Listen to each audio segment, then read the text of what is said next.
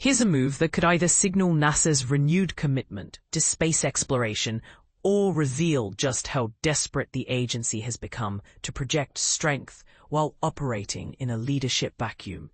In a decision that has space policy experts buzzing, NASA's acting administrator Sean Duffy has elevated Amit Kshatriya to the coveted position of Associate Administrator on September 3rd.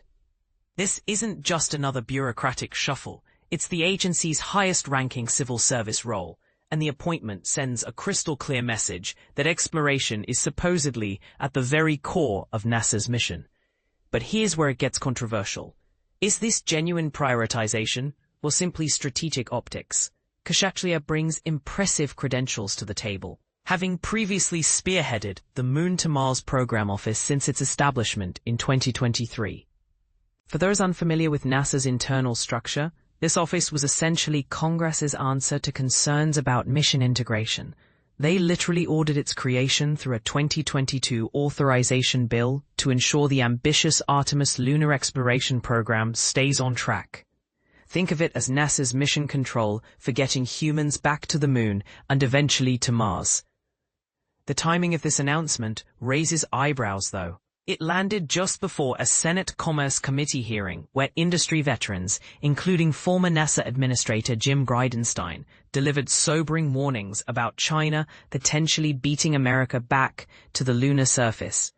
That's not just national pride at stake, it's about technological supremacy and geopolitical influence in space. Mike Gold, who serves as president of Civil and International Space at Redwire and brings his own NASA experience to the table, didn't mince words about the appointment's significance. He praised Duffy's decisive leadership and suggested this move sends a powerful message to international partners and competitors alike, essentially declaring that America has reignited the torch of Artemis. According to Gold, NASA's workforce desperately needed to hear this reassurance, but here's the part most people miss. This appointment actually highlights a much deeper problem plaguing the space agency. NASA has been operating under acting leadership for months, creating an unprecedented leadership vacuum at one of America's most critical scientific institutions. President Trump designated Duffy as acting administrator nearly 2 months ago, replacing Kennedy Space Center Director Janet Petro in what appeared to be another temporary fix. However, the administration has yet to nominate anyone for the permanent role after withdrawing Jared Isaacman's nomination back in May. At that time, Trump promised to soon announce a replacement candidate, but that promise remains unfulfilled.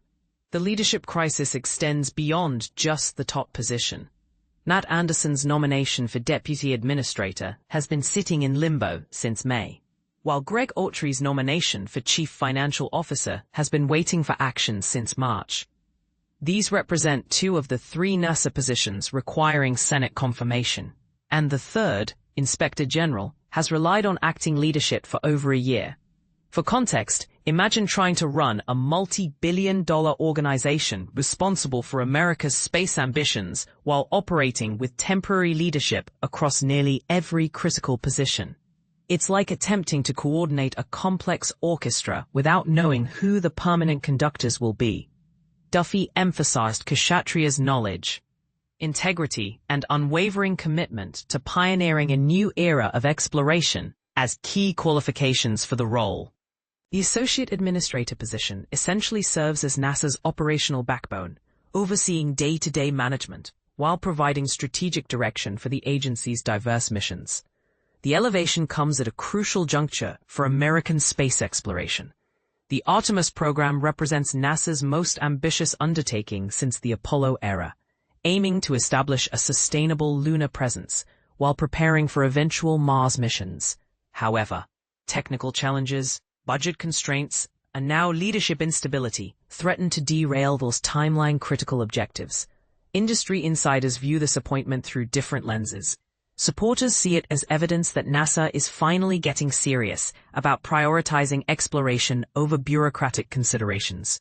Critics, however, question whether shuffling personnel can address the fundamental challenges facing American space exploration: inadequate funding, technological hurdles, and most importantly, consistent long-term vision. the China factor adds urgency to these discussions, as Beijing accelerates its own lunar ambitions with impressive technological demonstrations and clear timeline commitments. America's space leadership faces mounting pressure to deliver results rather than just reorganizational announcements. And this is the part that should make everyone uncomfortable.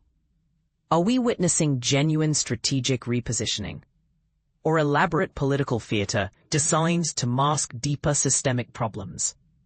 Can personnel changes truly substitute for the sustained political will and consistent funding that successful space exploration demands?